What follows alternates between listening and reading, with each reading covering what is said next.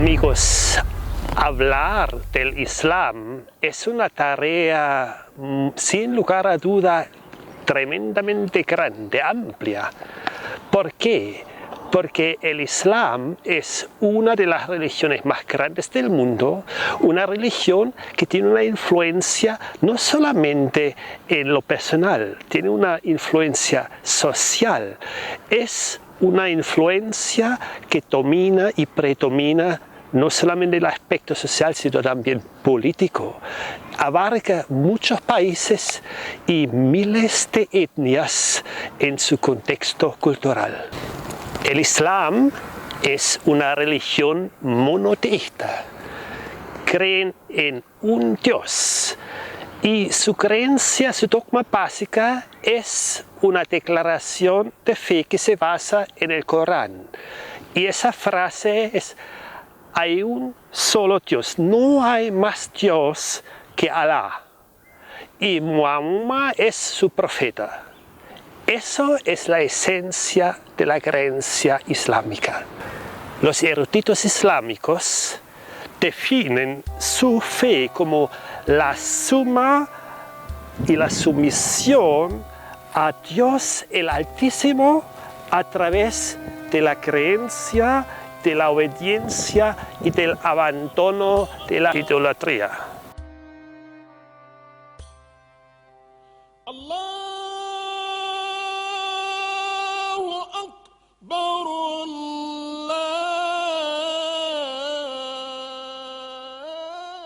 Un hombre, Mahoma, y un lugar, la península arábiga. Mahoma nació en la Meca en el año 570 después de Cristo. En el año 610, a la edad de 40 años, comienza a tener visiones. Estas experiencias duraron alrededor de 22 años, hasta su muerte en 632 después de Cristo. Mahoma era parte de una tribu que adoraba varios ídolos, aunque algunos de sus miembros eran monoteístas.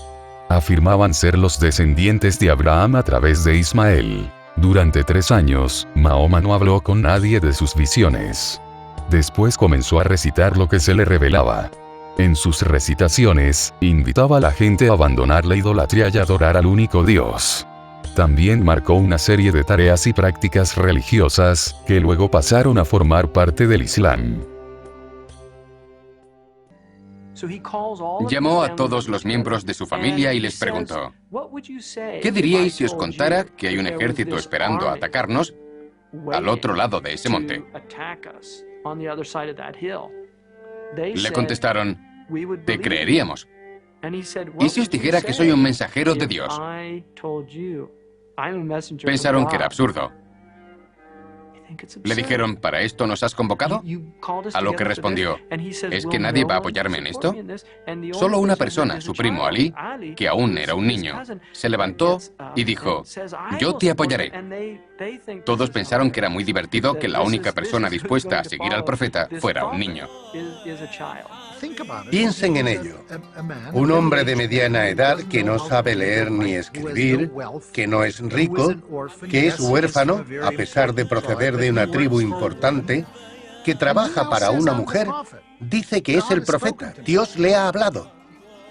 No le creyó nadie. En el año 619, después de Cristo, las enseñanzas de Mahoma encontraron oposición, especialmente entre los negociantes de la gente de Meca, porque esa gente vendía idolatría, vendían elementos de sus creencias y eso era su negocio. Y las enseñanzas de Mahoma atacaron esa base económica de esa gente. Ya nació una oposición fuerte. El mensaje divino que Mahoma transmitió a su gente iba acompañado de una dura advertencia para aquella sociedad cada vez más materialista.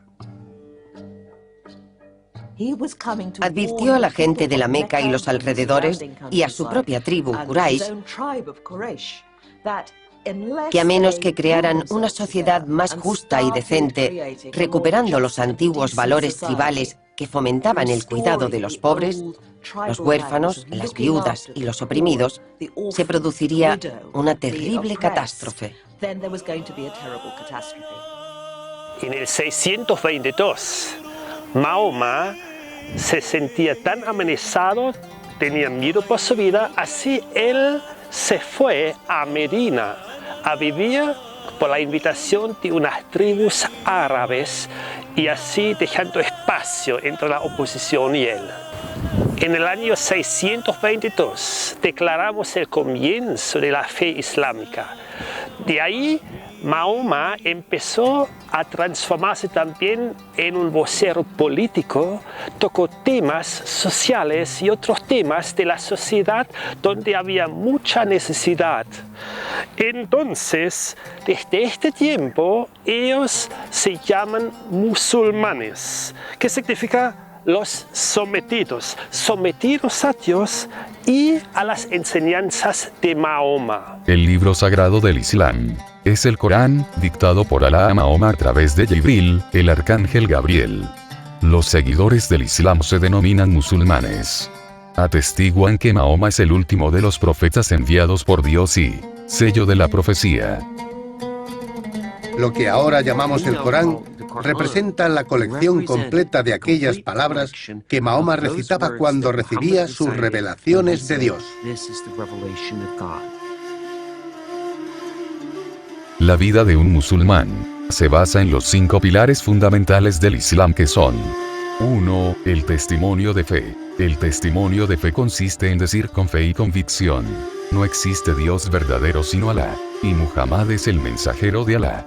La primera parte del testimonio significa que nadie tiene derecho de ser adorado sino Dios y que Dios no tiene ni socios, ni hijo. Este testimonio de fe es llamado la Shahada, una fórmula simple que deberá ser dicha con convicción para convertirse al Islam. El testimonio de fe es el más importante pilar del Islam. 2. La oración.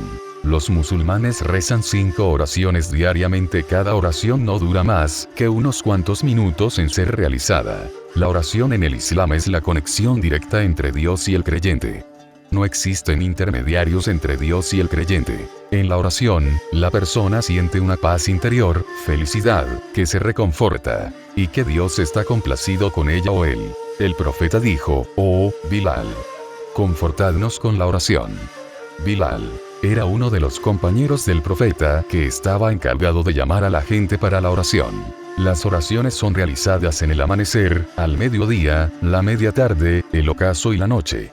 El musulmán puede realizar la oración en casi todo lugar, tal como campos, fábricas, oficinas, universidades, etc. 3. Dar el zakat, ayuda para los necesitados. Todas las cosas le pertenecen a Dios, y la riqueza por lo tanto ha sido colocada en las manos de los seres humanos tan solo para que la administren. El significado original de la palabra zakat es purificación y crecimiento. Dar el zakat significa dar un porcentaje especificado sobre ciertas propiedades a ciertas clases de gente necesitada. El porcentaje, que se hace obligatorio sobre el oro, la plata y el dinero en efectivo que haya alcanzado la cantidad, o el equivalente en dinero en el caso del efectivo, aproximada de 85 gramos de oro, y que no haya sido utilizado en el transcurso de un año lunar, es del 2.5%. Nuestras posesiones son purificadas al reservar una pequeña porción de nuestros ingresos para los necesitados. Y al igual que al podar un árbol, el corte equilibra y motiva un nuevo crecimiento. Una persona podrá también dar tanto como quiera manera de limosna o caridad. 4. Ayunar el mes de Ramadán. Cada año durante el mes de Ramadán, todos los musulmanes ayunan desde la salida del sol hasta la puesta del mismo, absteniéndose de comer, beber y tener relaciones sexuales. A pesar de que el ayuno es muy beneficioso para la salud, es considerado, por los musulmanes, principalmente como un método de autopurificación espiritual, pues el abstenerse por sí mismo de los confortes de la vida terrenal, aunque sea por un tiempo corto, el ayunante crea una verdadera simpatía por aquellos que sufren el hambre, al mismo tiempo que crece en su vida espiritual. 5. El peregrinaje a la Meca. La peregrinación anual a la Meca es una obligación a cumplir una vez en la vida, para aquellos que tengan los medios físicos y financieros de realizarla. Cerca de 2 millones de personas van a la Meca todos los años de todos los rincones del planeta. A pesar de que la Meca está siempre llena de visitantes, el Hajj anual comienza en el 12º mes del calendario islámico. Los peregrinos varones visten vestimentas especiales y simples, 2 piezas de tela, que hacen desaparecer cualquier tipo de distinción cultural o de clases. A manera de que todos se presenten ante Dios sin diferencias. Entre el 622 hasta el 632, el año de la muerte de Mahoma, Mahoma traspasó e impartió a sus discipulados todas sus enseñanzas que eran de carácter administrativo, de carácter político, de carácter religioso, de carácter social. Y recién después de su muerte, sus discípulos se encargaron de recopilar estas enseñanzas en un texto que se transformó más de 100 años después en el Corán, el libro sagrado de los islámicos. Además del Corán, existe la tradición. Esa tradición se llamaba también la Sunnah. Y Sunnah significa la conducta aceptada. La conducta de Mahoma se convirtió en el modelo de la conducta aceptada para todos los creyentes. Eso era como la norma general. Y el Hadís es la recopilación por escrito de estas tradiciones sobre la conducta. Como ya hemos mencionado, el Islam abarca 2 aspectos. Primero, lo religioso y lo político. En lo religioso, el Islam se divide en 2 categorías, la fe y segundo, la práctica. La fe es el imam y la práctica es el din. El ámbito de la fe regula cientos de cosas y la esfera de la práctica religiosa son miles de reglas.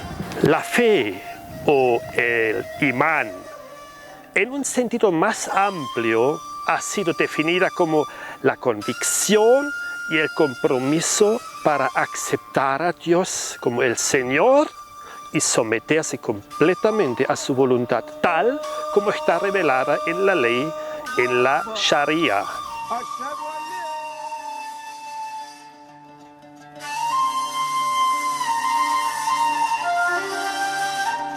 En un sentido más conciso, ha sido reducido a 6 artículos de fe que son: creencia en Dios. Dios es uno. Es totalmente diferente al hombre. No tiene cara, manos ni ninguna cosa humana. La naturaleza de Dios es, según el Corán, de una estricta justicia vengativa. Creencia en los ángeles. Los ángeles, que están en todas partes, son seres creados que no tienen voluntad propia. Existen 4 arcángeles, el de la revelación, el patrón de los judíos, el que tocará la trompeta que destruirá el mundo el día del juicio y el de la muerte. Satanás fue un ángel que desobedeció a Dios, por lo que se le convirtió en un jinn. Los jinn son otra orden de seres sobrenaturales, creados del fuego, que tienen el poder de poseer a las personas. Creencia en los profetas. Dios ha enviado a unos 124.000 profetas. El primero de ellos fue Adán. Entre ellos se encuentran muchos personajes bíblicos como Noé, Abraham, Ismael, Isaac, Jacob, José, David, Salomón, Jonás, Zacarías, padre de Juan el Bautista, Jesús. Dios ha enviado profetas a todos los pueblos de todos los tiempos para enseñar el camino de Dios. Mahoma considerado el último profeta y el más grande. Creencia en los libros sagrados. Dios dio un libro sagrado a cada uno de los profetas. Los musulmanes creen que todos ellos se han perdido excepto la Torá, ley judía, revelada a Moisés, el Zabur, Salmos, revelado a David, y el Injil, Evangelio, revelado a Jesús. Creen que el Corán, revelado a Mahoma, es la continuación de lo anterior y culminación de todo ello. Creencia en el día del juicio. También llamado el día de la muerte. Es el día en que Dios juzgará a los hombres con el propósito de recompensar a los fieles y castigar a los culpables. Lo hará a través de una balanza en la que se pondrán las buenas obras en uno de los lados de la balanza y las malas en el otro lado. El destino de cada hombre dependerá del lado para el que se incline la balanza. El paraíso es descrito como un jardín colmado de placeres terrenales, mientras que el infierno como fuego, dolor y muerte eterna. Creencia en los decretos de Dios. Todo está determinado por un Dios soberano, quien extravía a quien Él quiere y dirige a quien Él quiere. Todos deben someterse a su voluntad. Para los musulmanes, la Sharia es la esencia de una expectativa de una vida mejor, de un futuro mejor, de una vida futura. Se basa en lo que está escrito en el Corán y como el propio Mahoma lo citó y lo aplicó. La ley islámica se considera una bendición de Dios para la humanidad. Para los cristianos, la Sharia es más que nada el sinónimo de persecución, de maltrato, de violencia en contra de los que no creen en la creencia de Mahoma. Entonces la Sharia abarca una gran variedad de temas que van desde la oración hasta la guerra, a fin de establecer la ley islámica como la ley divina en esta tierra. A pesar de lo hermoso, de lo atrayente, de muchas frases y creencias en el Islam, el mundo se ha dado cuenta que la práctica y la aplicación ha dañado y ha producido mucha violencia en estos últimos siglos también. Podemos decir que no debemos generalizar que la creencia islámica es una creencia violenta. Hay un grupo minoritario, pero en general un musulmán es gente generosa. A pesar de que hay un grupo radical, violento dentro del Islam hacia otras creencias, hay que considerar que nuestra historia ha dejado una marca que nadie puede sacar. Había una época donde por más de 200 años, en el tiempo de las cruzadas, en nombre de Dios, respaldado por el papado, se atacó al mundo islámico para recuperar Tierra Santa. En nombre de Dios, en nombre del Dios de amor, se ataca lo que son los musulmanes, y hasta hoy día esa herida es una herida no sanada. Durante 200 años, los lugares sagrados de los cristianos habían sido respetados y protegidos por los gobernantes musulmanes. En el año 1009, el califa egipcio Al-Hakim rompió con esa tradición. Ordenó que la iglesia más sagrada de la cristiandad fuera destruida. Y por desgracia, ordenó quemar la iglesia del Santo Sepulcro en Jerusalén. Ahora bien, nadie sabe en realidad por qué lo hizo, y cada cual puede tener su propia teoría acerca de ello. Pero el hecho es que esto hizo que temblores de terror y ansiedad recorrieran la cristiandad. Por supuesto, para los cristianos esta fue la excepción que probaba la regla, ya que durante siglos los cristianos habían considerado a los musulmanes como locos e intolerantes herejes esclavistas, de los que no se podía esperar que vivieran según las reglas de los seres humanos civilizados.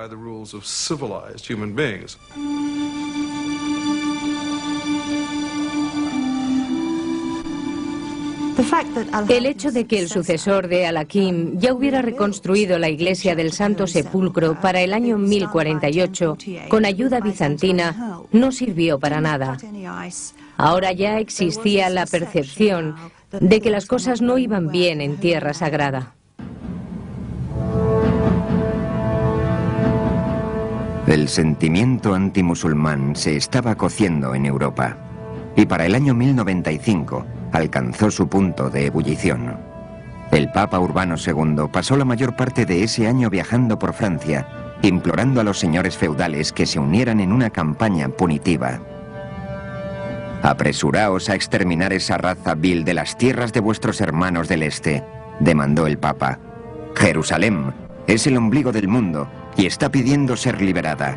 Cristo mismo lo ordena».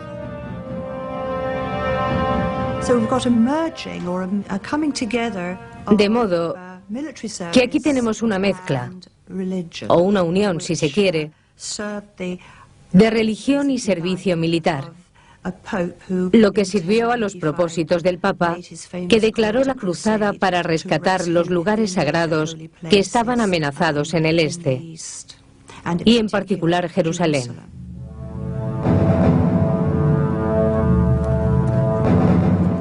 En el año 1097, los pastores musulmanes en Siria vislumbraron por vez primera un espectáculo que pronto haría estremecerse de terror la Tierra Santa. Por pura casualidad, cuando atacaron los cruzados, el imperio árabe nunca había estado tan vulnerable, fragmentado en reinos feudales y pequeñas dinastías.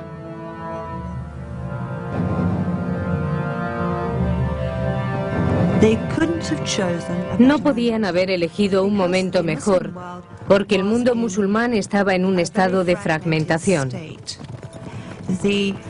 Los grandes gobernantes de la época habían muerto, y en el vacío de poder se introdujo el más inesperado de los enemigos, los cruzados de la Europa occidental. ¿Quién hubiera podido predecir que este nuevo enemigo, de procedencia inesperada, atacaría el mundo musulmán? Fue algo sin precedentes, una verdadera sorpresa. En realidad, los musulmanes no sabían quiénes eran. Pensaron que se trataba de otro lote de bizantinos que venían como de costumbre a causar molestias y luchar en las fronteras. No tenían ni idea de que había este extraordinario brote de fervor religioso y fanatismo que les llegaba de Europa occidental, ni de que la meta de este grupo fuera Jerusalén.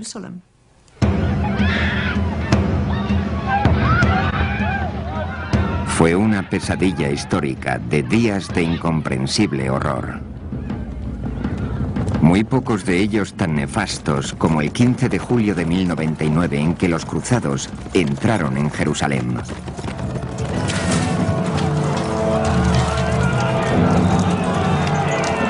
La masacre debió de ser terrible.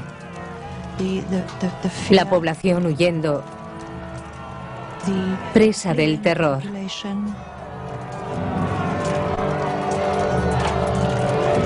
Tuvo que ser horroroso.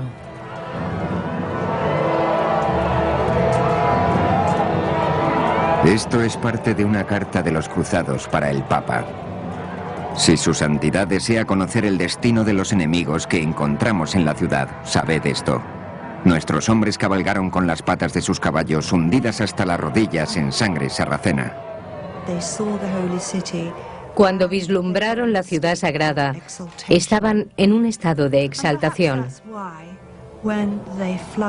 Tal vez fue por eso que cuando penetraron por las puertas de la ciudad, estaban ardiendo de celo fanático, lo que originó aquella terrible masacre en el nombre de la cristiandad. Desde el justificable punto de vista musulmán, esto cubrió de oprobio a los cristianos. Ni siquiera los cristianos obtuvieron misericordia. En la iglesia del Santo Sepulcro fueron masacrados docenas de fieles procedentes de sectas orientales. Para los cruzados, no eran más que extranjeros. Las crónicas cristianas registran la carnicería. Los sarracenos que continuaban vivos arrastraron fuera a los muertos y los pusieron en enormes filas.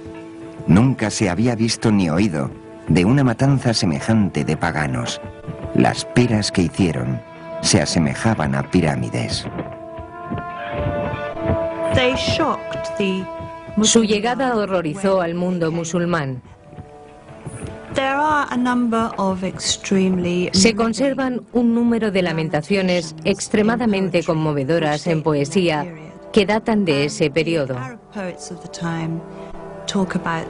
Los poetas árabes de aquel tiempo hablan de los sentimientos de terror y angustia que los cruzados, o los francos como eran llamados por fuentes árabes, causaron a la población local. Las mujeres viejas y jóvenes se encerraron en sus casas temblando de miedo. Las imágenes describen la violación de su tierra y las terribles crueldades que hicieron estos bárbaros infieles cuando llegaron a la tierra sagrada. Todos conocemos las historias de las distintas cruzadas. Sangre por cientos de años en nombre de Dios. No solamente han sido atacados judíos, cristianos o otras creencias, también ha sido un ataque contra los musulmanes. Al final de esa historia no hay ningún ganador. Todos tenían metas secundarias. Eran ansiosos por tierra, por poder, en nombre de la religión.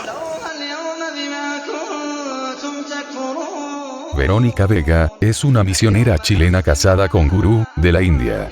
Ambos llevan muchos años trabajando entre el pueblo musulmán e hinduista. I live in India among Muslim communities. Yo vivo en India en medio de comunidades musulmanas. And I have Muslim friends. Yo tengo amigos musulmanes. And where I live, lot of Muslims lives. Donde yo vivo, muchos musulmanes viven. And India has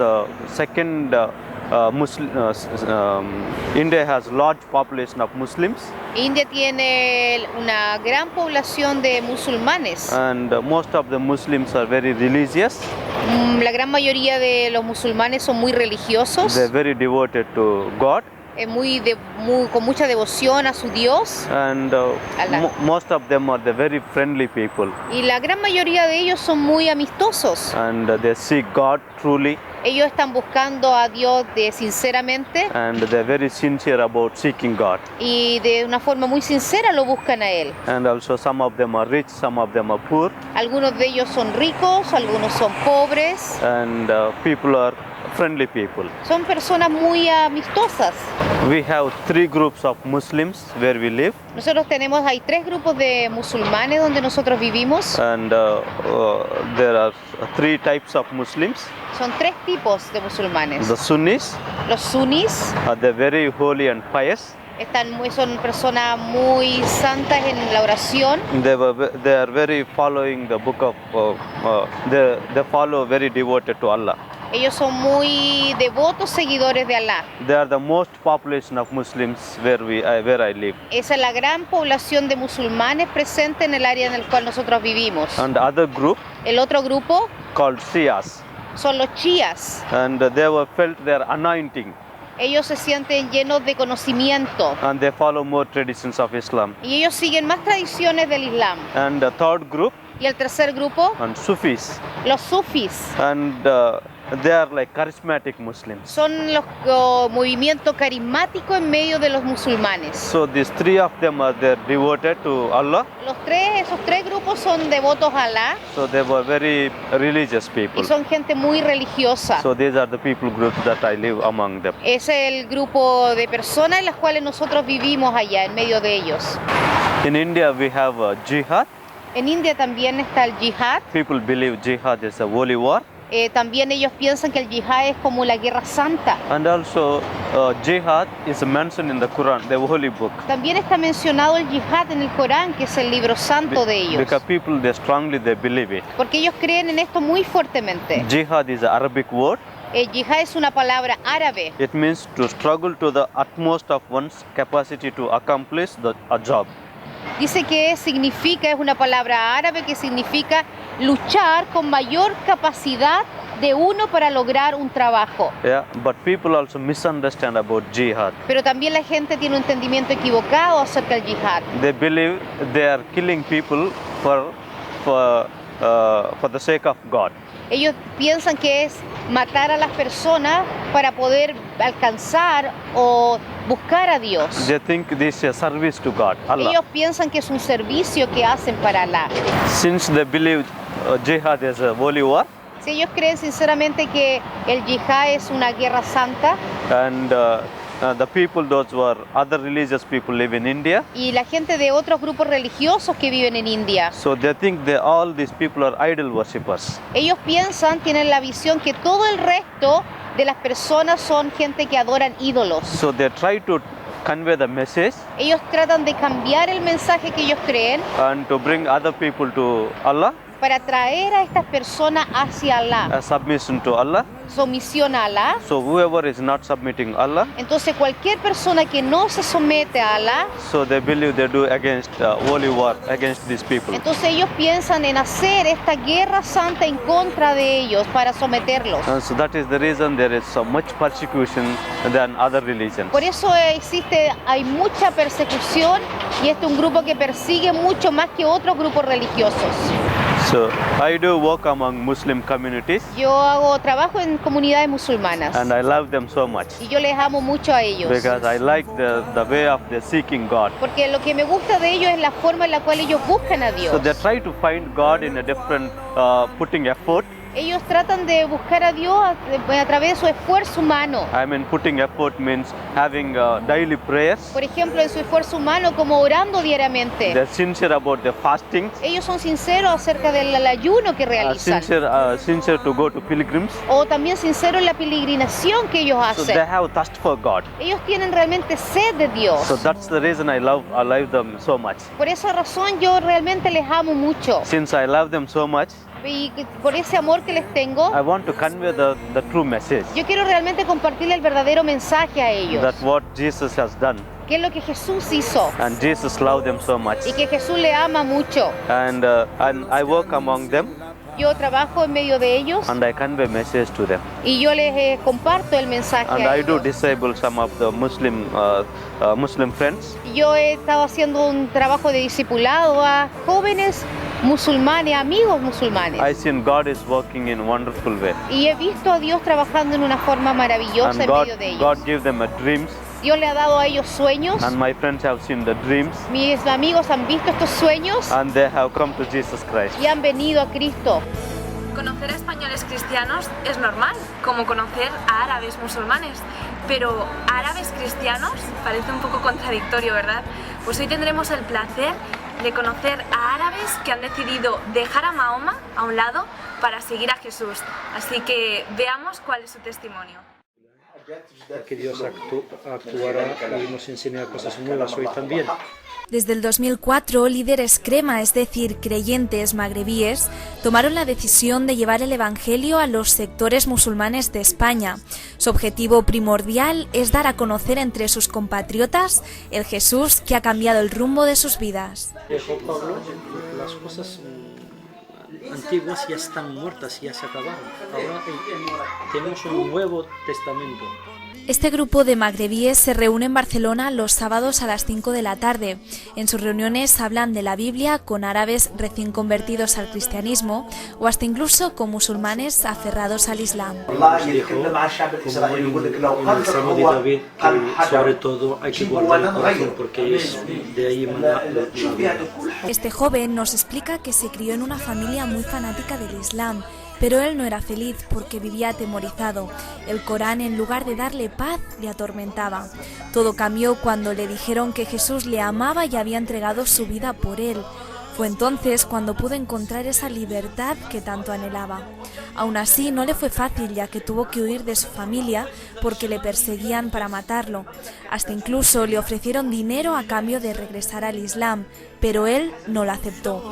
Dijo que se lo dieran a los necesitados porque él no volvería. De todos modos, asegura que no tuvo miedo porque estaba seguro que aunque mataran su carne, su espíritu viviría.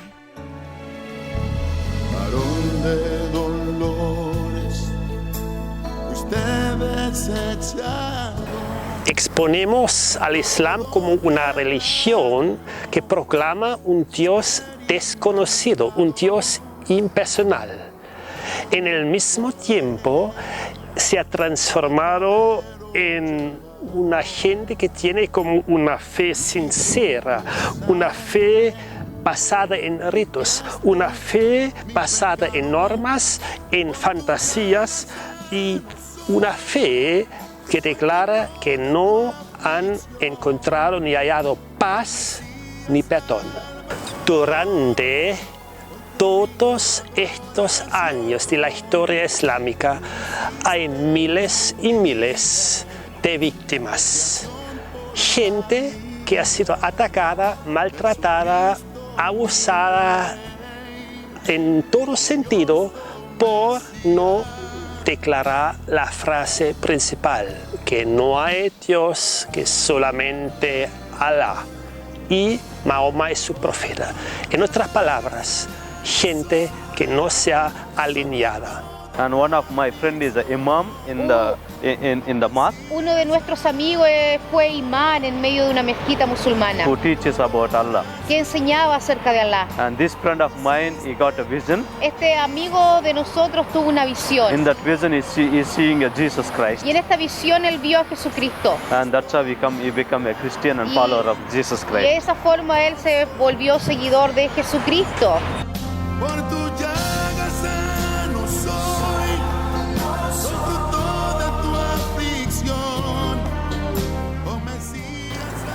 Durante la historia del Islam hay millones que han sido asesinados, atacados, abusados.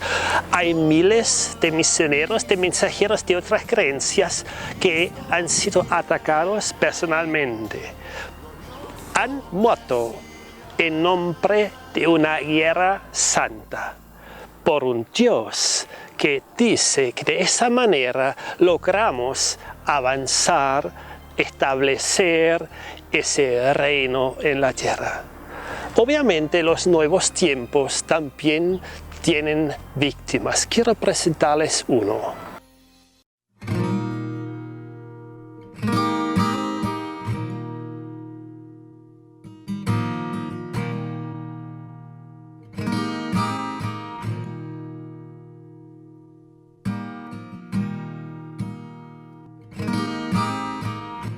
Se cuenta la historia verídica de una familia en India.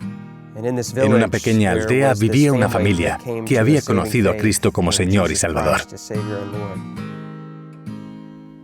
Esto alborotó a la gente de la aldea, tanto que se formó una turba airada que llevó a la familia a la plaza de la aldea por la fuerza.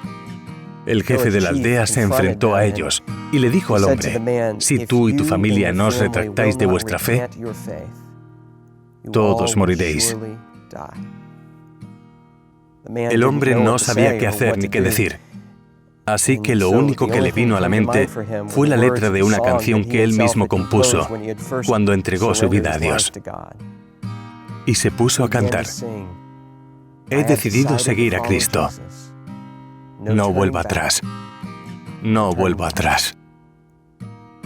Lamentablemente, sus hijos fueron asesinados. I have decided to follow Jesus. I have decided to follow Jesus. I have decided to follow Jesus. No turning back. No turning back.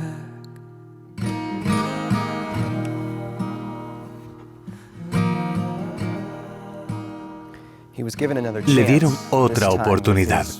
Esta vez, la vida de su esposa era la que estaba en juego. Él siguió cantando: aunque me dejen, yo sigo a Cristo, no vuelvo atrás.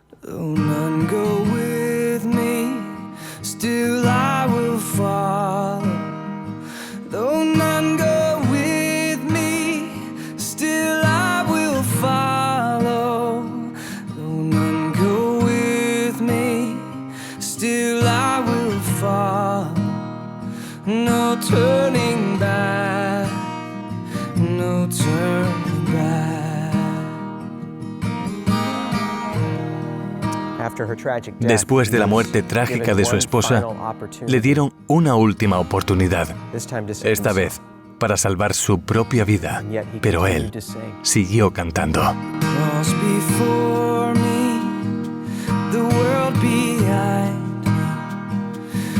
cross before me, the world behind me.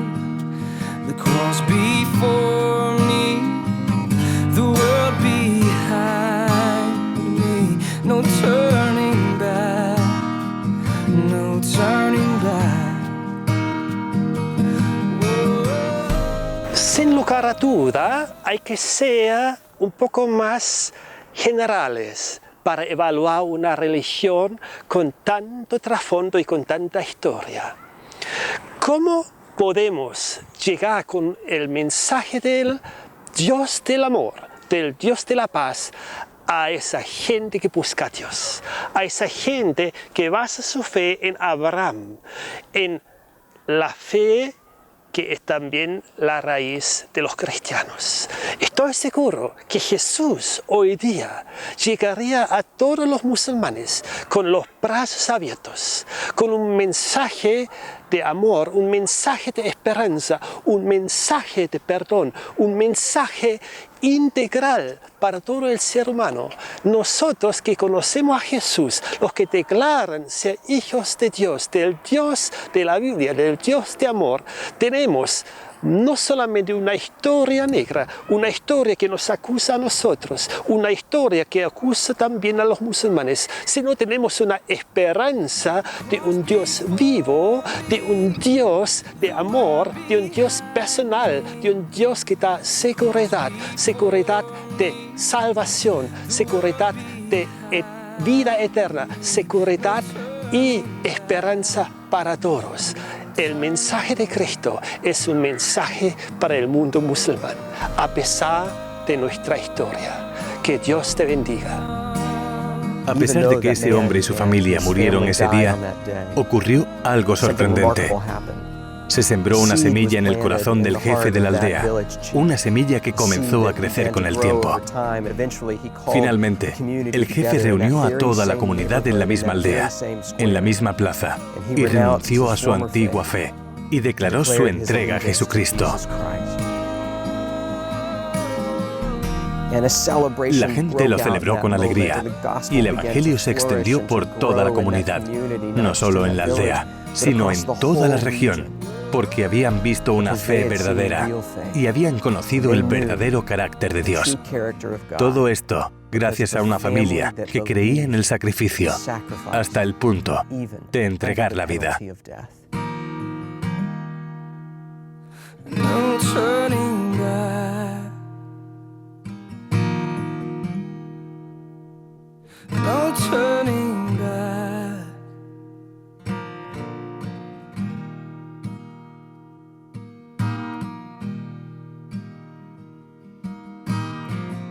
Hoy en día nos ponemos del lado de la iglesia perseguida. Queremos ser uno con ellos, en el cuerpo de Cristo, porque todos hemos tomado esta decisión.